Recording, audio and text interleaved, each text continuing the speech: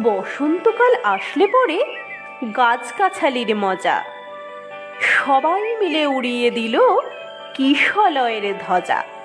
সেজে গুজে চলল সবাই উৎসবে যোগ দিতে।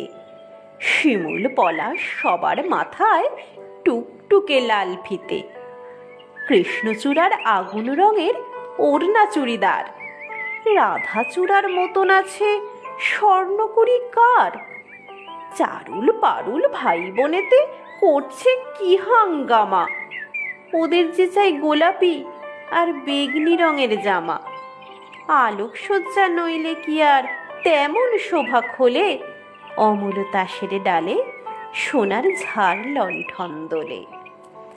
মুখ লুকিয়ে শুকিয়েছিল মাদার গাছের ডাল, দক্ষিণ হাওয়ার খবর পেয়ে সাজলো লালে লাল। ভিনদেশি এক অতীত এলো সাকিন মাদুরাই, নামখানি তার ছায়া তরু, রূপের সীমা নাই।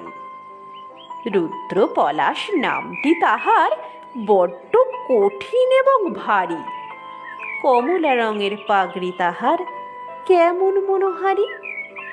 এমনি তর নানান সাজে সেজে সকল গাছ সবাই মিলে করল শুরু মহোৎসবের নাচ। নাচে গানে খুশির টানে উঠল সবাই মেতে।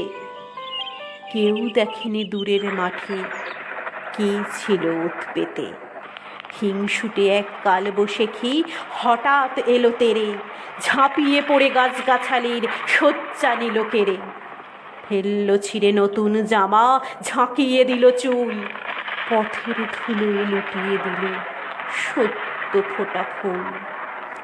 ধ্বংসলীলা সাঙ্গ করে উধাও হলো শেষে। কেন এমন দুঃখ এলো হাসি খুশির দেশে? আসলে কি এমনি করেই জীবন ধারা বয়, সুখের ভীষণ কাছেই থাকে দুঃখ পাবার ভয়। ফুল ফোটানোর মাসেই আসে কালবৈশাখীর হানা, বিপদ কোথায় লুকিয়ে থাকে চাই না তাকে জানা। তাই বলে কি শিমুল পলাশ ফুটবে না আর কাল, রাত পোহালেই উঠবে ভোরে কৃষ্ণচূড়ার ডাল।